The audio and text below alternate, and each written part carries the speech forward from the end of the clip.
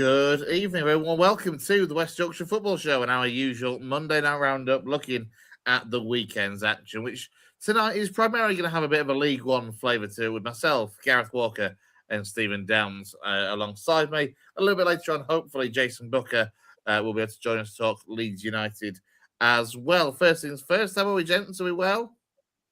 It's bad, mate. How are you? Good, mate. Yeah, all good. A very prosperous, festive and New Year period, I think we can safely say, for all three of our respective clubs. So I think we should all be in fairly good spirits overall. Yeah, and Gaz has made top row for once, so, he'll be absolutely delighted. Not often that happens, is it? Top two? Actually, no, we're not top two. We're second and third out with me and you, Chris. We are second and third, but we're 1 and 2 for tonight. So, there we go. Anyway, you've had your fame for tonight, Downsy, with your, to be fair, your very good 20-odd minute appearance on BBC Radio Leeds tonight. So I did, yeah. So if people want to listen to that and then come back and listen to the exact same conversation on it, you're more than welcome to. Look, we'll try and mix it up where we can. We'll start off with a quick run through the non-league scene over kind of New Year's Day and the weekend. Of course, with the weekend being, well, the weather that we had, a hell of a lot of the non-league scene was postponed. Games that did take place on Saturday, Halifax in the National League Day were beaten away at high-flying Forest Green Rovers. They were ahead at the break, but 2 goals from a Forest Green debutant, Ricardo Reis, who's just signed for, I think, Merthyr Town from the National League North, turned that game on its head to leave Halifax pointless on the afternoon and still just outside the playoff places. As I say, it was a pretty mixed day in the National League in terms of games that actually went ahead and those that didn't. In terms of more recent games in the Northern Premier League, guys, they got a win away at Stockbridge Park Steels on New Year's Day. 3-1 away at Ian Richards, the current guys manager, away at his former side that he left earlier in the season to take the reins at Nethermore Park. In the MPL East, in the most recent weekend of fixtures that took place, quite a few games, sides in our region in action on New Year's Day, including, of course, as you can see, Bradford winning 2-0, Bradford Park Avenue winning 2-0 away at Brighouse Town. Emily beating Oxford United at home by 3-1. Silsden were heavily beaten away at Matlock Town. That is Adam Clayton's Matlock Town, which I'll come on to in a moment or two. And then Pontefract Colliery, they won a Yorkshire derby with a 2-0 scoreline against Garforth Town. Just on that one, I'm not sure whether either of you two have kind of seen it over the course of the weekend, but Adam Clayton in line for possibly the quickest departure and return to a club in England for many a year. Yeah, a bit of a weird one, isn't it? I think I don't really know what's happened there. Wasn't there a change of ownership or something years ago where a manager got sacked and then within a game? I know that's not quite the same thing, but just weird things happen. Something quite drastic like that some years ago. In this case, it seemed that basically Adam Clayton had an approach had been made for Adam Clayton. Matlock had kind of rebuffed it to Adam Clayton's displeasure. The board at Matlock then decided that, well, whatever happens from here on out is going to upset the season and derail things. So they then parted company with Adam Clayton, obviously freeing him up to then take on his new job. And then the talks that Adam Clayton had with whichever club it was that he was possibly going to fell through, and he rejected the move. So in the end, David Hilton at Matlock decided, oh, well, we'll reinstate you anyway. And as you can see, they got off to a winning start. They had the cheek, I think, to put a tweet out saying, like, Adam Clayton with a comfortable win in his first game in charge. Sadly, an expense for Silsden. But yeah, a very strange one over the course of the New Year period, it's fair to say. Quite lucky to still be in a job, isn't it, really? It's a strange one, isn't it? It really is. And then finally, just looking back from Saturday as well in the NCL, again, not too many games in action. Thackley, they got a 2-2 draw away at Boxford Town, Haas Georgia with a couple of goals there.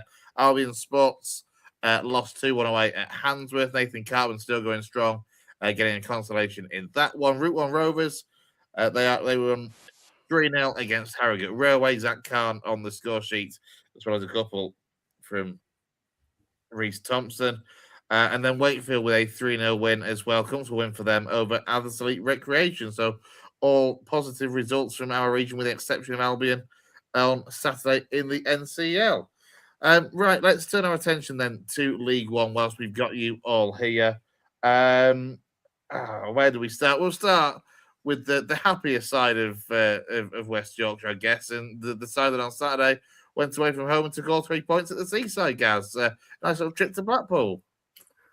Yeah, I didn't go, and it's a shame I didn't really. I was telling you before we went live, I managed to go to both games over Christmas that we lost and missed the 3 that we won, so maybe that's telling me something. I was at Leyton Orient and we lost 2-1, although probably undeservedly so. And then I wasn't at Blackpool yesterday, even though it's only like 45 minutes from me. I didn't go. And we managed to win 2-1 yesterday at Blackpool. Hang on, what were I just saying then? What were you saying? I'm getting myself all confused here, lads. I'm sorry, I'm half asleep. Basically, I was at Leyton Orient and I was at Mansfield and we lost both of those. And I missed the 3 that we won, which were Blackpool and Wigan and Port Vale. So it's telling me something that I shouldn't be going. But apparently, yeah, yesterday, it wasn't even on Sky, so I can't really talk much about the game. I only know what I've read, which is apparently we dominated the first half, deservedly went 1-0 up. Blackpool came back into it in the second half a little bit. I believe Blackpool had a lot of injuries. I listened to Ian Everett afterwards, and he was talking about a threadbare squad. I think they had a few people playing out of position at the back. They actually got a goal on the break, really, to having been more in the game in the second half. Got a goal on the break to equalise. If you watch it, it's a long ball over the top, which splits the 2 centre halves. And Ashley Fletcher, who runs in behind, who's in really good form for Blackpool at the moment. I think he's the top scorer. He's got a lot of goals recently, really, since Everett went in, and he beat Sam Walker to make it 1-1. And then I believe it was fairly even for the rest of the game, and we got our winner based on a brilliant bit of pressing from Anthony Sarcevic, which has become a sort of hallmark of us this season, pressing high up the pitch, won the ball back off the defence, played in Will Swan, danced around a couple of defenders and scored his first goal for a few months. I think it was his 7th of the season. It's his first for a few months, so that should do him the world of good. And then we saw it out and won 2-1, so we remain in third in the league. I think we're 2 points off Lincoln with a game in hand, although that could change because I think there's some cup games coming up where we're out the cup, so we'll play. I don't know if Lincoln are in it or out of it or what, but we play at the weekend, and some teams don't, do they, because it's the FA Cup. But our actual game in hand is Port Vale away, which hasn't been rearranged until March, I don't think. Yes, this was Saturday's results. Just kind of took John, as you say, you saw on there, obviously Bradford with that win at Blackpool. Town with a 2-2 draw, which we'll go on to in due course. Obviously, in Lincoln, we got a good win in the early game against Peterborough. In terms of the fixtures this weekend, I'm just going to take off the banner at the bottom. So these are the games, and as you can see, Huddersfield are in action away at Stockport. Bradford host Rotherham, and then ours is postponed. I can only assume Exeter is still in the cup, but I can't remember who they've got. I kind of lost complete track of the cup draw, to be honest, after Lincoln went out. So you're right. It is going to be in level in terms of those games played by the time you get Saturday afternoon out of the way, guys. Yeah, that's if it goes ahead. I mean, the forecast don't look great, does it? So I don't know what. That's also true. Yeah, what the situation is going to be regarding frozen pitches and the like. I was looking at the weather earlier on today, and it looks like it's going to be minus figures sort of Friday, Saturday. So hopefully the game will go ahead because Rotherham aren't in great form. I think they're bottom of the form league. They lost 6 on the bounce or something at the moment. So we could do with that game going ahead, although teams do normally end those runs against us. Because after that, our fixtures look quite tough, actually. After Rotherham, we've got Cardiff at home, Huddersfield away, Lincoln away, Doncaster at home, who always turn up against us, and then Luton away. So our run after Rotherham is quite sticky. So I would like to see us pick up 3 points on Saturday and head into that in good fettle. Yeah, as I said, just double checked. It is 6 straight defeats for Rotherham, and they seem to be the side at the moment. If we take just take a broader look at League One for a moment, they seem to be the side that are just sinking like an absolute stone at the moment. They really are, because they were poor, weren't they, at the start of the season? And then they had a little bit of a resurgence. And I remember maybe a couple of months ago looking, and they were like mid-table. But then they've gone on this horror run where they've lost 6 on the bounce and dropped right back down again. I mean, I know the division's tight. We've talked about it a lot, haven't we, on here? But the division is tight, but they have dropped right back down again. Like you said, bottom of the form table, 6 defeats on the bounce. They'll probably end that on Saturday, knowing our luck. They're not a good side out, Rotherham, and they don't have a lot of depth, to be honest. They've had Sam Nombe out injured, who's like their main player, really. Full table there. But then because of that, they've then ended up playing young lads that they've signed from non-league, and yeah, it's just a bit of a weird squad at Rotherham, I have to say. Yeah, I mean, like we talked about how this league is kind of split in, frankly, various different ways over the course of the season. You know, I think it was only a couple of games ago, just before the New Year's Day games, Gaz, that I put something in our group chat about how it was like the top 9 as one race, and then the rest of the league were basically fighting off relegation. There was something daft like 3 points between 9th and 21st. And again, here we are a couple of games later, and that picture has changed slightly, where, you know, your playoff hunt is probably still just about your top 9, but there is more of a gap now between kind of those in the higher mid-table echelons and the bottom 4. Yeah, I mean, you look at that. The big movers recently look like they've been Mansfield and Reading. I know Mansfield won, I think they won 3 on the bounce when they beat us. I was at that game on New Year's Day, and they actually looked really good, did Mansfield, that day. So, I mean, we were poor. We started the game really well. Tyree Wright wasted a couple of really good opportunities when we were on top. And then Mansfield scored totally against the run of play, probably the first chance that they'd had. Went 1-0 up and never looked back, really. We just didn't recover from going, you know, from sort of the setback, and they actually looked really good. I know Reece Oates has signed a new contract there recently. He was really good on that day, scored on New Year's Day, scored twice. And then, like I said, Reading as well, they were awful when they came to us. Can't remember if it was back end of November, beginning of December. They were really disappointing. But since that game, when we turned them over, I think it was 2-0 or 2-1. They've had a bit of a resurgence, and they're now up to 9th. So there are a couple of movers, but as you say, the division is breaking a little bit with, like you said, the playoff, the sort of top 3 or 4, and then the playoff hunt, and then a gap. So yeah, it'd be interesting to see how it develops over the coming weeks now that the busy Christmas period's out the way.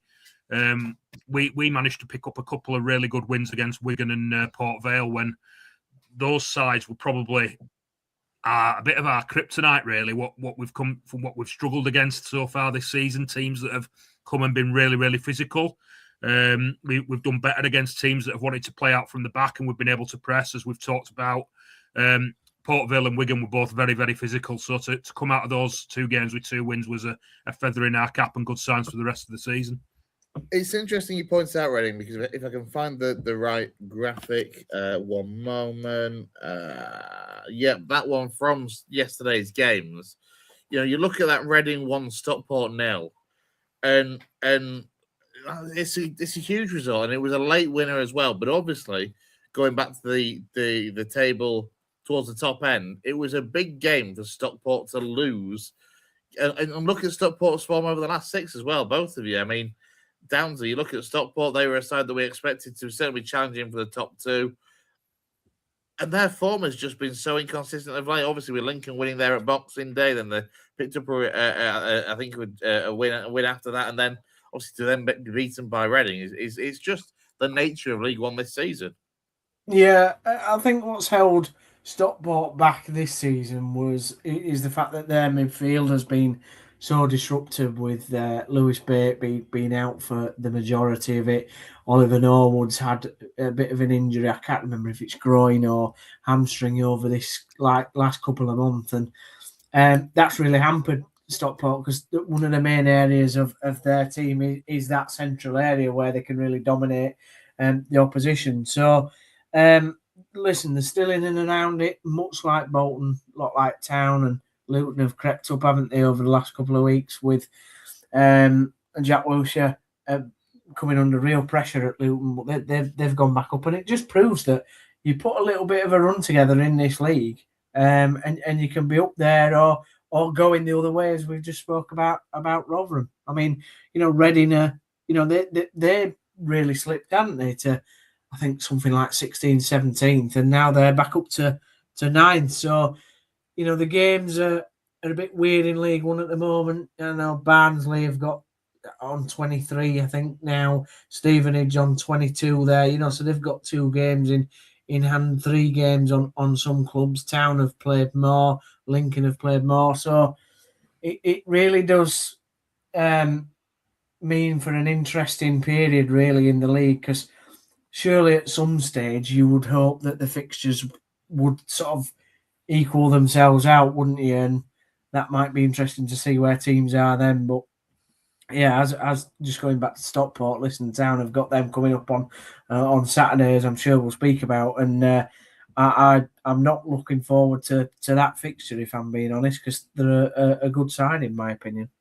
Yeah, I would go with that. I mean, Gaz, obviously you mentioned the fixtures for City there. I'm just having a quick glance at comparing that with Lincoln. Obviously, we don't play Exeter actually at the weekend because of the cup game for them. So our next game is away at Luton, followed by Burton Albion at home, Bradford at home, Wigan away, Plymouth away, Bolton at home, and then we kind of, Lincoln seems to have this run of and again, I appreciate, as League One has proven this season, games are not played on paper, but we seem to go through this run of kind of playing some of the bigger hitters at the top end of the table. They're having a run of the sides that are more mid-table, that, to be fair, have been the sides that have proven most dangerous in some cases. And I think I mentioned to you yesterday, we've got a run in March where we have to play, I think it's, who did I say it was? I think it was Cardiff, Huddersfield. I can't remember who it is. Hang on, I'm just going to double check that. That was it. Cardiff away, Stockport at home, Huddersfield away. I'm like, I don't like that. That's come late March. But we were talking before we came on air, and you were saying how nice this little gap is that we as Lincoln and Bradford have kind of opened at the moment. And I said to you, I like it. We've opened it far too soon, though. There's 7 points between yourselves and Huddersfield at this stage. Yeah, I mean, it would be nicer if it was the back end of March or into April when this gap was there. I mean, we did talk about it, and I suppose it's like, I know Downesy was sort of getting at it there a little bit. The games probably aren't going to even out until we get into April, because this is how lower divisions look due to postponements and cup ties and the weather and all sorts of things. We might not get a fair reflection until we get into March, April. I mean, and also the point that you made, Chris, is that anybody seems to be able to beat anybody in this division. It really is. There's no real. And I know Port Vale just sat Darren Moore, but nobody expected them to batter Blackpool 5-1, because Blackpool have been a side in reasonably good form. Yeah, I mean, when they came to Bradford, I said I was meant to be going that night. I was poorly, so I stayed at home and watched it on Sky. And you could that was the first game of the caretaker manager. And you could tell that they'd been told to go out and fight and scrap and show something for the supporters to get behind. And they really, really did that. And they made it really, really difficult for Bradford. So although the discrepancy in the scoreline, the gap, the 5-1 was a bit of a shock, it didn't surprise me that they beat Blackpool. It was just sort of the manner in which they beat them that surprised me. I do think that they've got some good players at Port Vale, as most teams do at this level. You mentioned the run that Lincoln have, did you say, in March, where you play Stockport, Town and Cardiff? That is very similar to ours that's coming up in the next couple of weeks, where we have Cardiff a week on Saturday, and then we have Huddersfield the Saturday after that, and then we have Lincoln on the Tuesday night after that. So those 3 games could tell us a little bit more about where we might be come later in the season. But also, you've got the January transfer window thrown in there at noticed about City is, although Graham Alexander probably won't admit it, he talks about the strength of the squad and how he trusts everybody in the squad. It has been noticeable, particularly against Mansfield, when we were forced into making changes because he didn't want players to play 3 games in sort of 6 days. That when we're bringing in players like Byrne and Kelly and Kavanagh, they're just not quite up to the standard of the rest of the squad.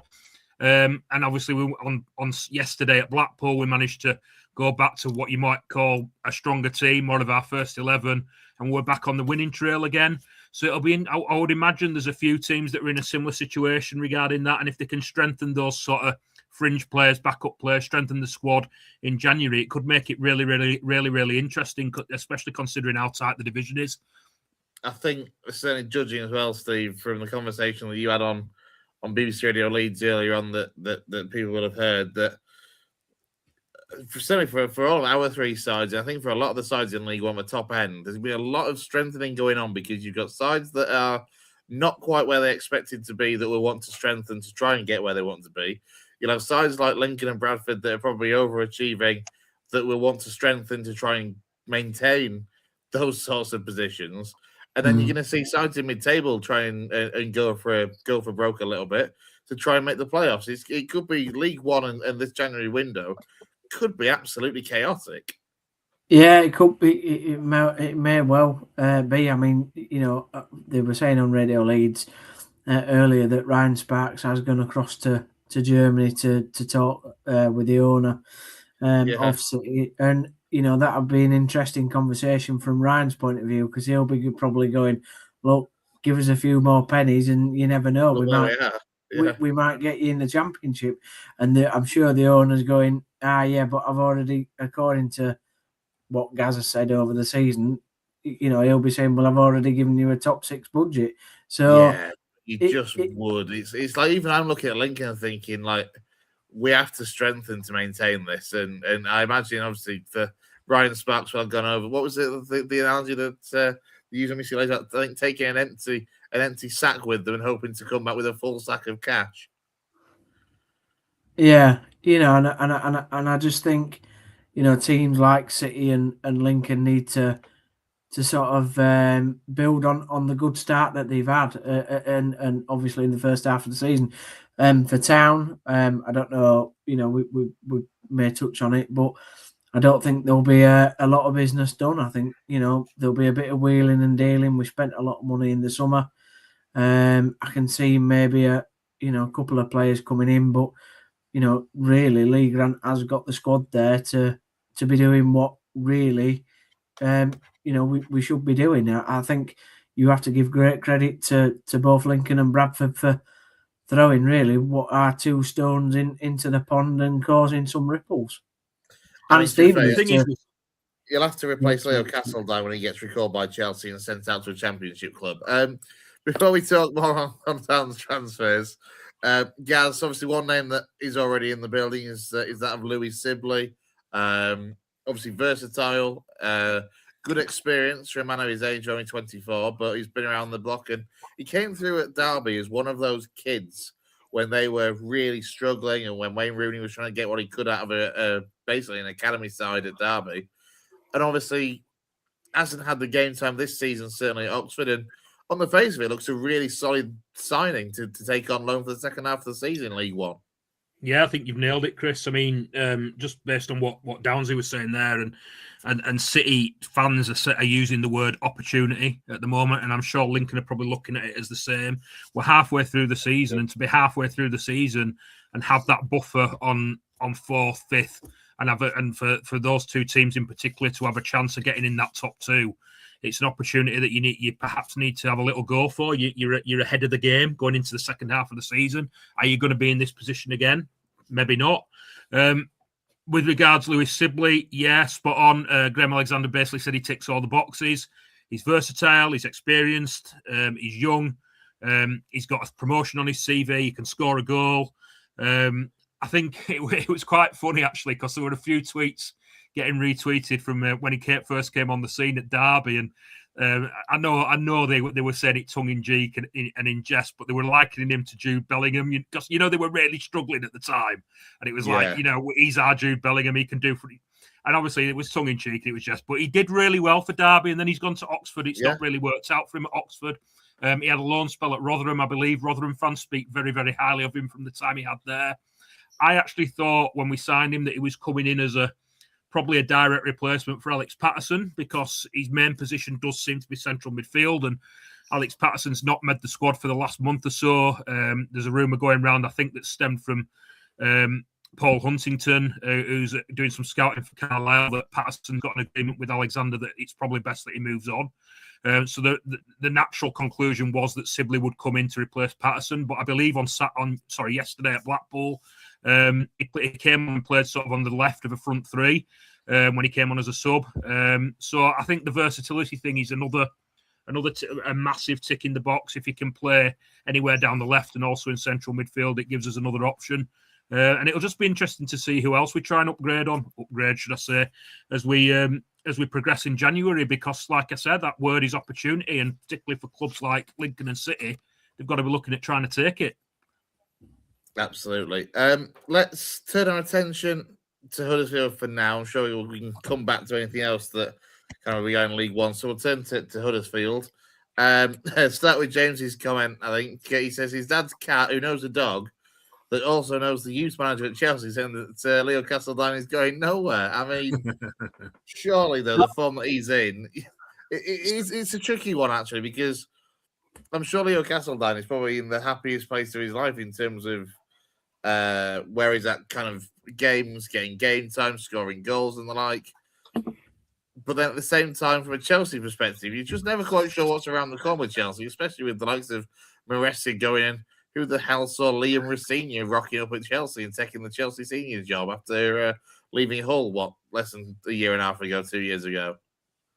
Yeah, I mean, we just talked about transfers there and what teams might do. You know, the most important transfer that Town could do this window is keeping hold of Leo, to be absolutely honest. And, you know, Sunday was a perfect example of how, you know, he takes Castledine off and puts a very out of form and cold Ben Wiles into the team, and we suddenly look, you know, far worse. So for me, we need to keep hold of him. He's a fantastic talent. He's in a long line of sort of talents that we've had from Chelsea, going back to Ben Chilwell and Trevor Chalobah and Levi Colwill. I was going to say you had Levi Colwill as well, didn't you, at one point? Yeah. Tino Amarin, who hasn't really worked out as well as the others, but you know, you look at Trevor Chalobah and Levi Colwill. I mean, they're both Chelsea starters now, near enough. You know, you look at Ben Chilwell. Obviously, he's been a Chelsea stalwart for years, and Leo Castledine has certainly got the talent to go a long way. He's only 20-year-old. He's scored some unbelievable goals so far this year. Town's top scorer with 10. And yeah, it's certainly a player that we want to keep hold of now. Whether we can do, I don't know. I think he's out of contract in the summer. I mean, don't get your hopes up. Oh, I'm not. I'm absolutely not.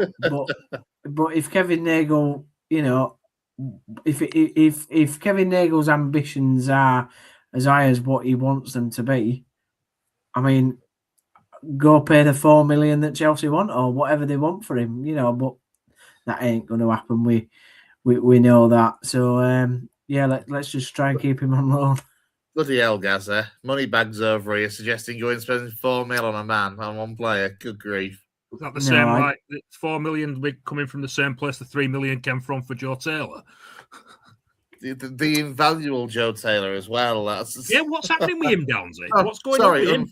Sorry, not invaluable, unfindable Joe Taylor. Yeah, what's going on with him? Yeah, he's gone missing. I think he's gone shopping somewhere in Shrewsbury for a bit. He wears Wally Book. No, I just I don't know what's happening really. I mean, they've clearly had. It's clear to everybody outside of the club, I think, that they've had a falling out, but obviously nobody's saying that from the club, so you can't give it any, I suppose, credence in a sense. But yeah, I don't really know what's happening. He can't get in the team. He's not even on the bench. Yeah, I'm not really sure, to be honest, Gaz. I saw a little rumor on Twitter, possibly last week sometime, that Doncaster might have inquired about taking him on loan. Now, whether there's any truth in that, I don't know. But if he's not making your bench, Downs, he's someone that you'd probably want to move on and replace, won't you? Bring another striker in. Yeah, well, the problem is though he's 22. So unlike Alfie May, he's really still got his prime to go through, and all that money, money spent. I'd hate to think of that we'd wasted a lot of money on a player really that we're not going to see. So much money. Shut up, Chris. that we're not going to see in his prime, and that we're not going to get the best out of. Alfie May's coming to the back end of his career, and as good a player as he has been, and he still is. I'd like to hope that we don't sell Joe Taylor, but it's football, isn't it? Who knows? We've done it before. We sold Marcus Stewart to Ipswich, and we know how that panned out all those years ago. So, because the thing is, though, genuinely, we talked on the way down to Lincoln, for example, on New Year's Day, that I was like, look, when he had that loan spell at Lincoln, a little over 18 months ago or whatever, I think he finished with a 1-2 strike rate. I think he was 10 goals in 19 games. So I was like, we'll take him back. We'll take him on loan from Town. But realistically, this is the thing, though. Town aren't going to loan him upwards. They're not going to loan him to a side around. At the same time, you'll struggle to recoup, even the initial money that was kind of paid out before, without factoring the add-ons, because of the fact that he's not playing games and not scoring goals. So it's a bit of a tricky one, because it depends on how big of a falling out are we talking? Is it irreconcilable? Or are they going to be able to shake hands and get back to playing football? Or is it a McCarthy Keane situation and someone's headbutted the other and he's off? Well, I don't think it's quite that bad. But no, to be fair, Joe Taylor's only 5'7", probably couldn't reach the headbutt league grants anyway because he was a keeper. So, and he's not an Irish international. But in terms of where that might go, who knows? I mean, that rumor may well be right, guys, about him going on loan to Donny. I think the thing for Town fans is that the interesting fact is, when he was at Luton last year, he wasn't getting on the pitch at Luton, and Luton strikers were really not scoring goals at the time. They were a terrible side with Luton when they came down to the Championship, and he couldn't get, he was on the bench or he wasn't in the squad there. Is there something else? Is there an attitude problem, or is there? I don't know. Nobody seems to know, because nobody's here asking the question, but then also nobody's, from the club sort of giving any detail. To be honest, it's all a bit strange. It might be a case what could have been. That he goes on. I can't see you selling him, like I said, because you'd have to take a huge loss on him. It might be a case that he goes out on loan, finds a bit of form, scores a few goals. Obviously, like Chris says, they're not going to load him to a team that are up near the top, but a Doncaster, someone in the same division who's sort of a bit lower down the table. It might be. Yeah. It might be a case that he goes somewhere like that, scores a few goals, and then he either it parts the issues until the summer, and they either reconcile in the summer, or if not, he's scored a few goals and made his value increase again before he can be sold on. So it might be that. If they're not going to reconcile now, I'd guess that one of those two things will happen, mate. I mean, James just said he's a rattle out of the pram type player, obviously, is Taylor. I mean, I think that's a bit harsh. He just needs some love and an arm around his shoulder, and he'll get back to a 1-2 strike rate. Just needs to be somewhere valued. I think James is probably correct. He probably is that sort of, but I don't think he's a bad apple like Town have had in the past. No, not like that. But what I would say is he's probably very frustrated. He's a very frustrated young man that's, been, I'd say, one of the big players at Lincoln, that's made a difference to your team. So he's sort of loved that limelight. He's then gone back in at Luton, where he's not really trusted by Edwards, and he's in and out, and he's not got the minutes. And then he comes to Town, and he probably thinks this is his big chance, really, to be a top striker at the end of League One, and probably thought when he signed for us, he'll come in, score a load of goals, and probably get a big move up to the Championship. But that hasn't happened at all for him, and so I think he's got to be quite careful how he acts, because we all know things are spread in the football world, aren't they? So I'm not saying that, by the way, I have no evidence to say that if he has thrown his rattle out the pram, but it's just a very interesting situation. It is. Let's talk the footballing side of it then, and yesterday in particular, as mentioned in the title of tonight's stream. You let the Grecians get away with a point. Was it a point they deserved, or was it 2 points dropped by Town?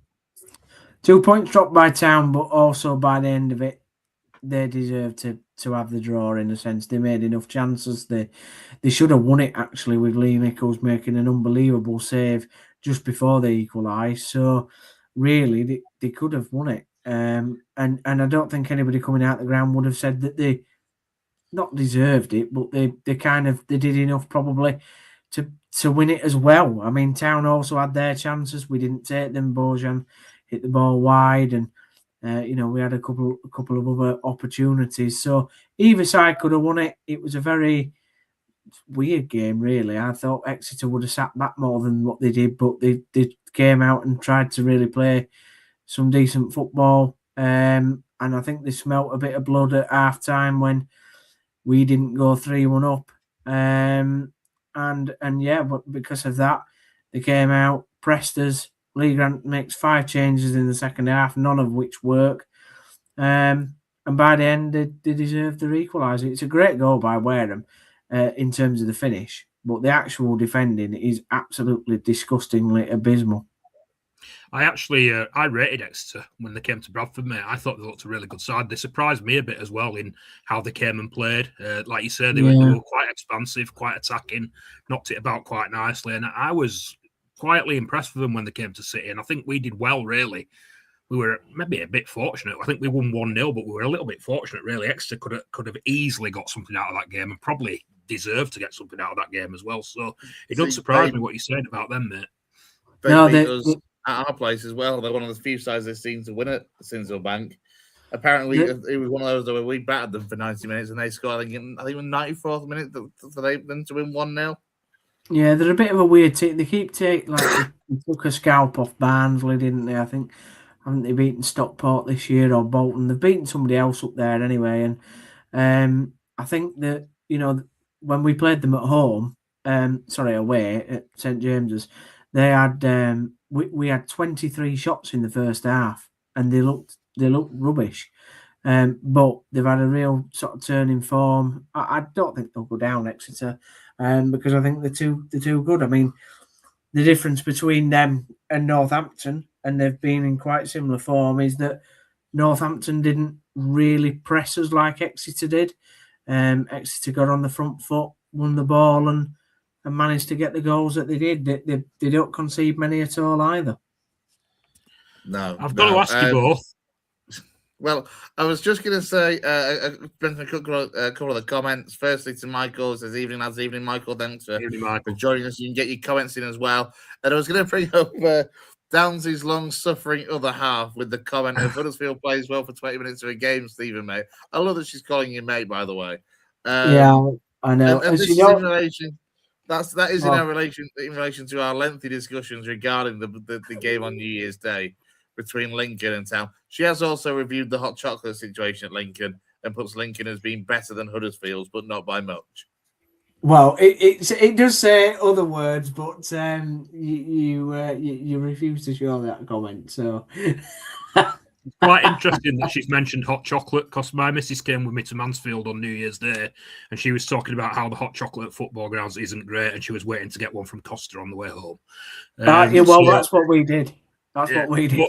But considering the fact that you went together in the car to Lincoln with Downes' missus on New Year's Day, I do have to ask you both about how that game went. Firstly, from a Huddersfield point of view, but then also, Chris, from a Lincoln point of view as well. So go on, Downes, talk us through Lincoln away on New Year's Day. Well, what I would say is, if he says it, I'm going. What I would say, I know what Chris is dreading him. I think it was a lovely New Year's Day to. That's better, Chris on the bottom. I think it was a lovely day to spend with my missus at a football game. I think the car journey there was very. It was quite. What's the word that I'm looking for? Pleasant. Pleasant. It was amenable, let's say. What I would say about the game, Gaz, is that Town played absolutely horrifically in the first half. We didn't play well at all. Lincoln was certainly the better team, and I was surprised that they didn't take the lead. They had good chances through Draper and Hackett. So I was quite happy at half time with a 0-0, to be honest. Second half, we really stepped it up and dominated the game for the first 20 minutes, for sure. Took the lead deservedly, I thought, through those spells. But I always knew that Lincoln were going to score, because we were not able to deal with the type of football that Lincoln were playing in the fixture. What I would say is, unlike Bradford, right? So at the Bradford game, you absolutely smashed us to bits after the first 15 minutes. You played superb football, right? Passed it, made some really good runs, great moves. Lincoln lobbed it up top, right? And they played effective football, but not great football. And unfortunately, the gentleman on top doesn't seem to understand that I am actually paying Lincoln a compliment, because they are the most backhanded compliment you'll ever see in your life. It's not. It's effective football. It's effective football. It's not good football. I don't know football. Having been at the Lincoln-Bradford game for a start, I don't know what this wonderful passing football that Bradford are meant to solid play. They're arguably more physical and direct than Lincoln. I disagree. I actually disagree. What's the surprise? You two are brilliant. I do have to give you the right to reply, Chris, because I know you were dreading him using that phrase, effective football. It's something that you've bantered about between you both in the group chat. Because this is an open forum, Chris, you have a right to reply. So I'm going to let you tell me your side of the story for the Lincoln-Bradford game, the Lincoln-Huddersfield game, mate, as well. I just don't understand this. Like, we are quite effective. I mean, but we also knock it down really well. Like, we were playing triangles left, right, and centre in the first half. Just because you and your little telescope couldn't see him in the first half. Wow, bringing the eyesight out, bringing the eyesight live on there. Everybody. Just remember that. We were superb in that first half, and if we'd have been 2 or 3-0 up, to be fair, I don't think Downsy would have complained. I said that you played well. Hang on. It was just chances that we didn't take. And actually, you know what? Yesterday, against Peterborough, we were poor for the first half an hour, great for the last 15 minutes, and ended up 3-1 ahead. And it's weird. How many times have we said this about football on the whole? It's such a weird game at times, because you can get halves where you deserve to get so much more out of it, and you sat at 0-0. And then Lincoln had a half yesterday where we were the worst side for like 2/3 of the first half against Peterborough, and yet we come out at half time 3-1 up. It's just the nature of the game, I guess, isn't it? All 5, by the way, lovely, flowing, beautiful moves. If you want to go and check the highlights, I bet they were. You know what? You'd be surprised, Sunshine. You'd be surprised. I think the thing that surprised me, to be fair, with Town actually was not just how poor they were first half, but I think that was also down to how we kind of set at them. But just the lack of there was no effectiveness or style that you could really decipher from Town. I know that's been a comment and a criticism from Town fans over Grant Paul all season long so far, to be fair, is the lack of a consistent identity, let alone a consistent performance. But yeah, it's one of those. If I think we were the better side for the majority of the game. I would have taken a point beforehand, mostly for the car journey home. Yeah. But in the car journey home, it was just frustration from me. Quiet, silent frustration, listening to my music, not getting drawn into an argument. I didn't try and draw you into an argument. Absolutely. I was thinking that was a game that we probably should have won and would have deserved to have won it. And it would have suited us a lot better league table-wise where we are. But thankfully, we were able to kind of back it up with a performance yesterday, and out of Huddersfield at home and Peterborough at home from the 2 kind of New Year games, I probably would have taken 4 points before, and it's kept it in a good spot really. So yeah, it is where it is, I guess. I would be very interested, guys. If you go, I haven't got the time, and I'm sure you haven't either. Chris probably does because he looks into all this sort of stuff. But I'm sure if you look at the completed pass rate of Lincoln's players compared to the average, he's looking now. You can see the screen lit up just as I said it. Now, you look at the average pass rate of a League One side, Lincoln will not be in the top 5. Honestly, I bet Lincoln will be in the top 5 for long balls as well. I mean, we only had 33% possession yesterday against Peterborough in a 5-2 win. Doesn't that tell you everything? Doesn't that tell you that long ball team? But we're not a long ball team. You can have 33% of the possession. Prove me wrong. You can have 33% of the possession though, and play it on the deck. Like possession. How many times have we said, especially, and I know Gaz is with me on this because it's how Bradford do it as well to a point. But you don't need to bring Bradford into it. You can have whatever possession you want. Doesn't judge the style necessarily. We're not on about Bradford. We're on about how Lincoln play long ball, and you can't prove to me how Lincoln don't play long ball. So live on air. So anyway, Gaz, that's how the day went. The hot chocolate was obviously better at Lincoln than what it was at Town, and I fully respect Becca's opinion on that because she's now tasted both of the hot chocolates. So yeah, Lincoln have got the better of us on hot chocolate, which is fair enough. Oh, mate, you've opened the can of worms that you really did not want to open. I'm just the podcast is now over. I'm just going to read out some of the stats from the Lincoln Huddersfield game on New Year's Day. I'm not talking about individual matches. I'm talking about in general. For a start, thank you for giving us a rare game where we had more possession than the opposition. Lincoln, our 52.9% possession, our 18 shots to your 6, our 4 on target to your 3, our 36 touches in the opposition box to your 14. No, on about touches. Our 395 passes in total for Lincoln to your 349. Let's have a look. Forward passes of 169 to your 148. Total long balls, the difference was only 12. Difference in what? Hang on. What was it? What was the difference? What was the difference? Total long balls, 76 to 64. You're not exactly Barcelona. 76 to 64. So yeah, which means you're not playing Barcelona either. Hang on a second. I never. This is the best one. Successful final third passes, 93 to your 61. Yeah, but Chris, you've just proven my point. I'm not bothered about touches. I'm not bothered about shots. I'm bothered about long balls, and you did more long balls than Huddersfield Town, who played crap, by the way, in that first half. That's in one game, though. Yeah, but that's what I'm saying. Take that across the average season. I bet you they're one of the most long ball teams in the league. Mate, the difference is 12. That's negligible. But if you times that by 46, it's quite a lot of long balls, isn't it?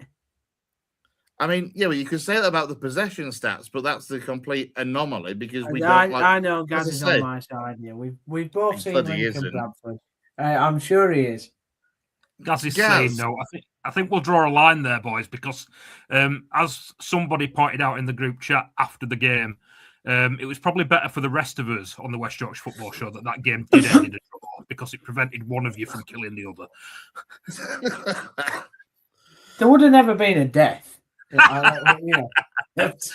Just a brutal assault. Yeah, just a hammering. It could have made for an interesting car journey home if there had been a winner either way, to be fair. But that wasn't to be, and luckily we backed it up with 5 goals against Peterborough yesterday. So all right, we do it all again on Valentine's night. There'll be no love lost for that one, will there? The game that Chris is not coming to. So there we are. What? What? You said that you're not going to it, are you? It's Tuesday night. No, it's not Tuesday night. It's a Saturday. It's Saturday. All right. Well, you might turn up then. You might not be a coward. It's a Saturday afternoon. Hang on. This is coming from a man that didn't come to the home game against Huddersfield Lincoln last season. I was busy being spectacular. Speaking of that, Gaz, obviously it's Lincoln Bradford. Whilst you're on air, have I tied you down for that one yet? I need to look at my finances. I would like to go, but I need to look at my finances. Are you planning on going over? I'm certainly tempted. I need to possibly sort out some childcare issues, but it would be good to get to that one. To be fair, it's finances with me. We'll have a chat. We'll have a chat in a few. Gaz Gaz has got to work out whether he's got to be Gordon Brown or George Osborne this month. I hope I'm neither, to be honest. Right, what are we on? We've kind of digressed slightly with League One, let's be fair. Downes, your final thoughts? Looking ahead then to this weekend, obviously for you guys away at Stockport, and Gaz for you guys at home to Rotherham. Kind of round up your thoughts for your respective games this coming weekend. Go on, Gaz, do you want to go first? We're too polite, aren't we, me and you, mate? That's what it is. We are. We're bros, honestly. We're bros. You go first, Gaz. Honestly, you go first. Yeah, well, it's just pretty much as I said earlier regarding City and Rotherham. It's a game that we need to win, considering that it holds us level on games with Lincoln at the top. It's also a Rotherham side that we talked about before. I've lost 6 on the bounce, and given our run of games that's coming up after that, with obviously Cardiff, Huddersfield, Lincoln, it's a game that we need to win on Saturday. Hopefully, the week off that we've had, or the 6 days off from yesterday, will mean that we don't have to rotate too much. I would guess there's hopefully a chance that Bobby Poynton might be back fit. He's missed the last few games with a foot injury.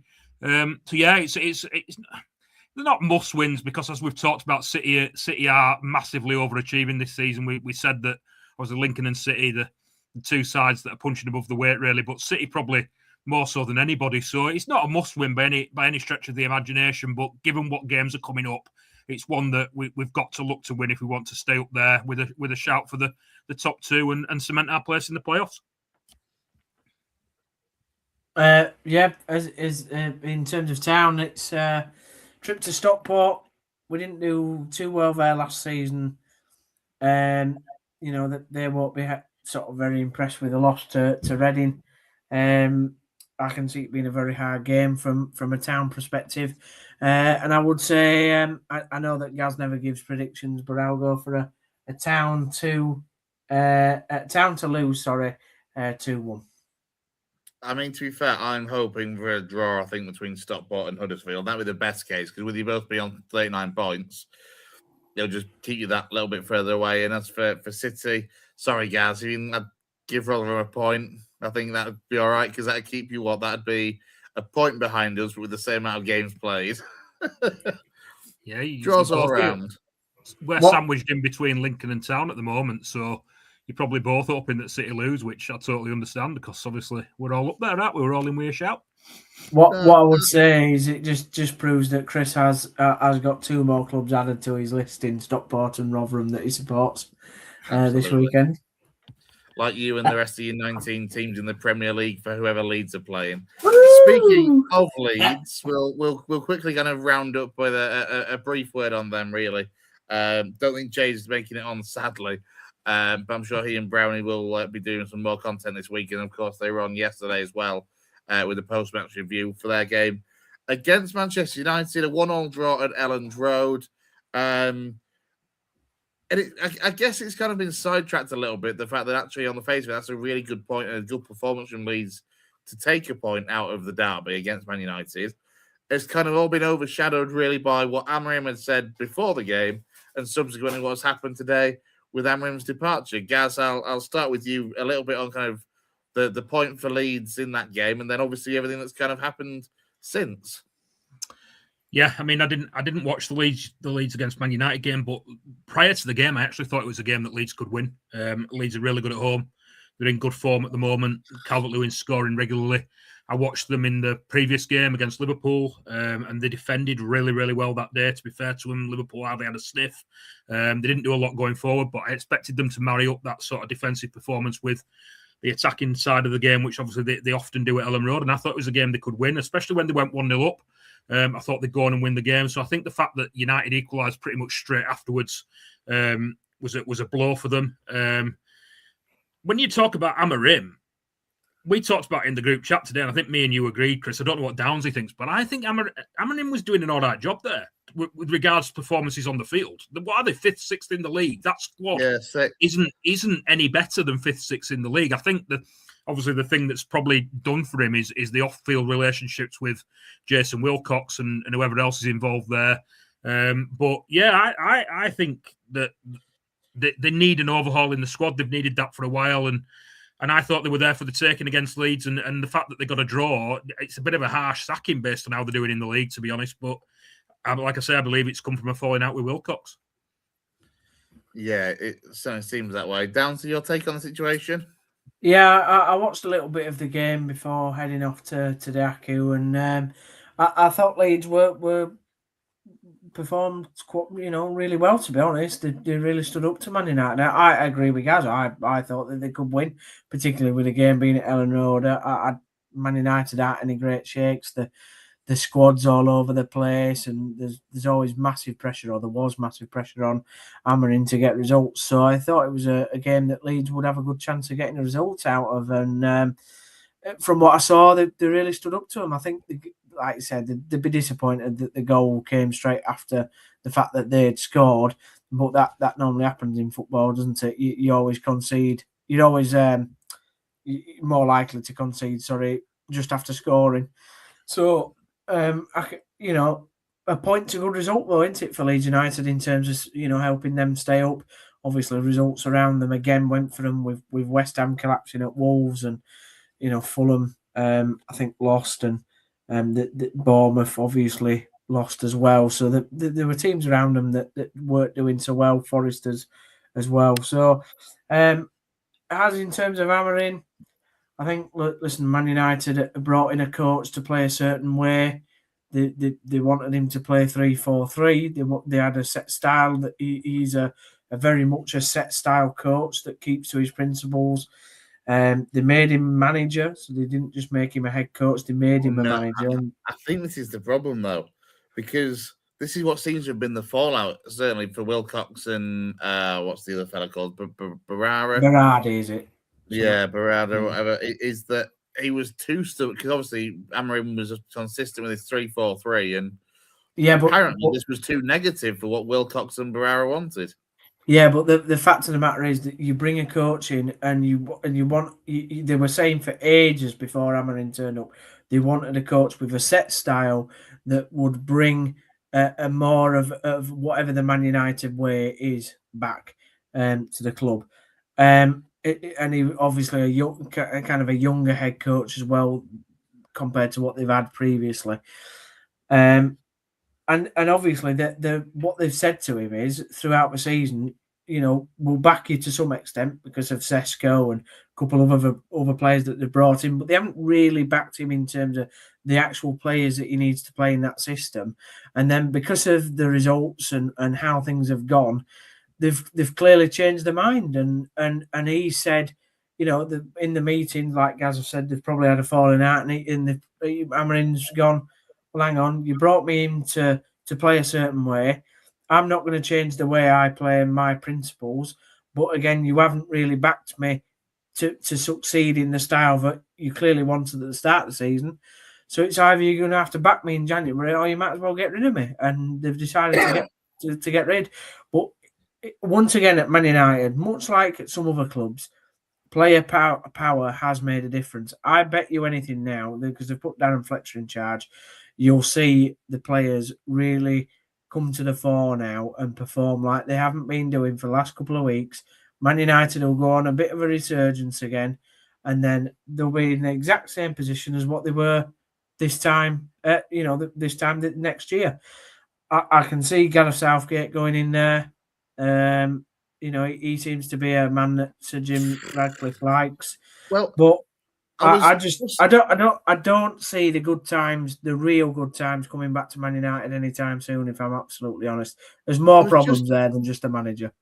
Gonna bring up this Ratcliffe versus Wilcox and Berardi thing, because obviously Wilcox is the sporting director, Ratcliffe is the owner, chairman, whatever that role is. I think he fits. Only 3 months ago, he did an interview with the Financial Times, Jim Ratcliffe, where he sat down and openly said, "Judge Ruben Amorim after his 3 years in charge." Yeah, that was 3 months ago. Now, I don't get the impression that this decision has come from Ratcliffe. I think this has very much come from the Wilcox and Berardi side of, obviously, the falling out, and they've decided they've basically whinged and moaned and said, "Look, the relationship's broken down." It seems a really odd thing to do when you've got your overall owner of the club saying, just 3 months ago that we're going to back him, we're going to give him a time to judge him after his 3 years on this contract, for it to then fall apart so soon after that sort of vocal backing from the top dog at Man United to be in this position. And you wonder who's going to have most of the say when it comes to recruiting the next man. It won't be Sir Jim Ratcliffe. Well, it won't be Sir Jim. Sorry, guys, go on. Well, this is the thing, though, actually, because on that, it's always been Sir Jim Ratcliffe who's always allegedly been the one that's keen on Sir Gareth Southgate, whereas the sporting directors have always been against Southgate. I mean, I think Glasner would be the man to end up there. I don't know what you think, Gaz. Couple of points from me. I think the first one was something that you both kind of touched on a few minutes ago. It's the whole manager against head coach thing. Amarim's come out publicly and said, I came in as a manager. Various journalists have looked into that comment and said, well, when you were announced as a head coach, mate. So there's obviously been some kind of friction there from the start. There's also been a comment from one of the leading, I can't remember which journalist it was. It might have been Ducker, one of the Times journalists or Telegraph journalists today, saying that Amarim wanted Ollie Watkins in the summer and they gave him Sesko. There's obviously been problems there on and off for a while. When you're talking about Southgate, I think, he is a Ratcliffe choice, but from what I'm led to believe, reading around the subject a little bit without knowing a great deal, and I think Lou said something in the group chat today that it was Ashworth, wasn't it, that wanted Southgate? That was a link and Ashworth's no longer there, so it'll be interesting to see what sort of route they go. I think you're probably right. I think a Glasner or maybe a De Zerbi or an Iraola, it might be somebody like that. The fact that they've done it mid-season and are now waiting until the end of the season to appoint a permanent successor is probably the right thing to do, because, I mean, when I'm reading it, I'm looking at it from a little bit of a Liverpool point of view with Slot, and the stories are that they won't make a change until the summer. So it's whether they've basically looked at it and said we're better off with Darren Fletcher until the summer when we change it, or we're better off with Amarim until the summer and we're going to change it then. And they've decided that they'd rather go, because of the friction that's between the sort of higher ups and Amarim, they decided to go with Fletcher till the summer and change it then. I think it's an interesting one, especially if they end up with Glasner, because you could probably get Glasner now. Like, let's be honest, Crystal Palace are not in a great kind of state at the moment. Glasner's been very obviously peed off with a lack of recruitment in the summer, and, well, depends on how the rest of January goes. Obviously, they've already brought in Brennan Johnson, but you kind of look at Oliver Glasner and think, well, he's got less than 6 months now on his contract. You could buy him out of that contract for next to nothing and get him in kind of now to have the next 6 months to kind of assess his squad for the summer. But obviously, with that comes the risk that if it goes, he doesn't hit the ground running over the course of this next 6 months, that by the end of the season, United fans might want him out. Yeah, I think you're right. Sorry, go on, Downes. No, you go, mate. I think there's a few interesting things going on here, because obviously you've got the Maresca situation at Chelsea, with Leroy Rossini, and I know Leroy, crikey, pulling him out of retirement. I know he got sacked at half time once. He did, yeah. Not Leroy Rossini, sorry. But you've got the situation there, and I know a few of us disagreed in that scenario on whether it's the right job for him. But I wouldn't be shocked if Maresca turned up at Man United. I really wouldn't. I think it'd be going from the fire to the frying pan, as it were. But if I were Glasner personally, unlike Rossini, who I actually think if he went to Chelsea, it wouldn't hurt his reputation, in my opinion. I think if Glasner went to Man United and it didn't go well, I think Glasner's reputation will be seriously damaged. The thing with Glasner is there's been rumours that this might have been little conversations going on for a while, and he's been eyeing up the United job for a while. There's been a little bit of a undercurrent there, but he's also another one that's wedded to 3 centre halves. He plays with 3 centre halves. That's what he's wedded to. Yeah, he likes the same formation, the same system. Exactly, mate. And you're talking about, you mentioned Maresca there. I mean, the part of the reason that Chelsea have got annoyed with him is he's rumoured to have been having talks with Man City about taking over from Pep when Pep leaves. And that's one of the things that's not gone down well at Chelsea. So it is very, very interesting. The other 2 names that were linked with it today were Eddie Howe, who's obviously possibly walking a bit of a tightrope at Newcastle, although they won at the weekend. And then just to throw another name in there, I saw Tommy Tuchel mentioned, but obviously that would have to be after the Euros. I think the Man United job's set up for Southgate. I honestly really do. I just can't see. I'm just going to bring up all of his comments. He says that he doesn't think Gladstone will be going to United. He reckons that'll be another Moyes story all over again. Hindsight's a wonderful thing, but can you imagine when Man United had been if they'd actually given David Moyes a chance? They could have, all of this crapness over the last decade potentially could have been avoided. But he says the club is bigger than that. Xavi, Zidane, etc. I mean, it's an interesting one. I had seen, I can't remember which pundit it was, one of the pundits on Sky Sports News this afternoon talking about Xavi. It was Kevin Hatchard, to be fair, the kind of European football expert who I have a lot of time for. And he was saying that actually Xavi, on the face of it, could be an appointment that will work. The reason that he fell out, ironically, though, with Barcelona was because he started talking about the club's hierarchy, the financial aspect of the club, and criticising those above sort of thing. You're like, Christ, just don't do that again, Xavi. And obviously with Zidane's an interesting one because he's been a serial winner at Madrid and has then had so little pressure, in terms of wanting to go into management elsewhere, that he just hasn't bloody bothered. He's always said as well that because he doesn't speak English, that he wouldn't be keen on managing in the Premier League as much as I'd love to see it. So it's an interesting one. It'll be, I appreciate we're going to wrap up in a minute or two, but it's going to be really interesting to see where it pans out. Kevin says Southgate spotted at Pizza Hut, Salford Quays. That was one of 2 points I wanted to make regarding Zidane. You made the first one, Chris. He doesn't speak English, which is why he's talked about not wanting to come to the Premier League. There are also rumours in certain circles that he's being lined up to take over the France job when Deschamps leaves after the summer, and he's holding out for that. So, there's all sorts of cards at play, and that'd be interesting to see. Sorry, Downes. I think it's been a really interesting 72 hours in football. I actually really do. We Maresca at Chelsea, Man United, the news today. Obviously, the news up at Celtic, which absolutely, and right, I know we have to wrap up, but how mad is it, right, that Martin O'Neill spent 37 days as interim manager, I think he won every single game. Yeah, he won 7 of 8. Did he lose one? Yeah, right? he won 7, lost 1 of 8. And yet they got rid of him, or he left. They put Nancy in charge, lost a cup final, lost to Rangers, lost to Hearts, and he's only spent 33 days there. I find it absolutely incredible. It's great, isn't it? Like my only hope is my only frustration is going to be when Celtic appoint somebody new, and then they go on to win the bloody SPL, and this has been the most exciting title race with Hearts being the leaders. It'd be such a shame now if Celtic pulls something out of the bag and win the bloody league. Like when every neutral fan on the planet is like, no, let Hearts win the SPL. If they've got any sense to go back to Martin O'Neill on their hands and knees. I think they will. I don't think it'll take much persuasion. I said that to a mate yesterday, that if Celtic don't appoint Martin O'Neill, Hearts will win the league. If they do appoint Martin O'Neill, Celtic will win the league. And I firmly believe that's what will happen. What's interesting about, you mentioned the time that O'Neill had in charge of the time that Nancy had. The reason that O'Neill had so long in charge was because they were waiting for Nancy. They were waiting to get Nancy out of his contract after the MLS season had finished at Columbus Crew.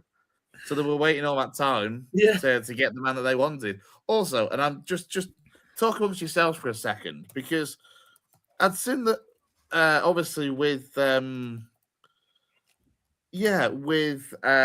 Nancy being relieved earlier, that bloody is Paul. I saw like the headline out: Paul Tisdale, sporting director, also goes.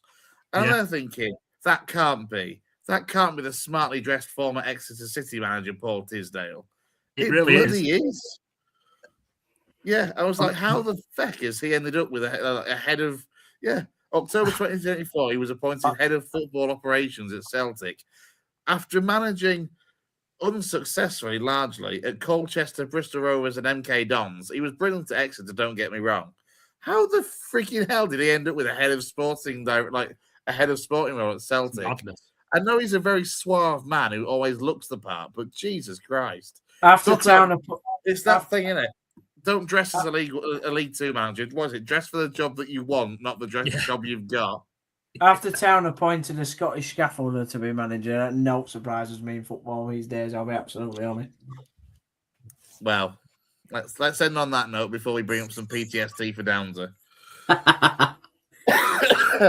Thank you, Gaz, Steve, for taking the time that you're able to join us on the show. Big thank you to everyone that's been in touch on the comments as well. Don't forget, if you've caught us a little bit late and you're only just midway through, you can give us you can watch the show from the start again on YouTube. We've even got the ability now where if you're watching it on a mobile, there is a mobile stream that makes it easier to watch. Don't forget to give us a like and a subscribe on the channel, please. We do appreciate the support on all the videos that we get. Jay and Brownie will be back with some Leeds content during the week. Downsy, you and the Town Talk lads did a show last night, I think it was. Yeah. Got one next Sunday. Well. Fans, that's there if you've not seen it already. That is there to be watched as well. But from myself and from Gas and from Downsy, big thank you for tuning in this evening. We'll see you soon and probably next week. We're back next week here on the West Yorkshire Football Show. Good night.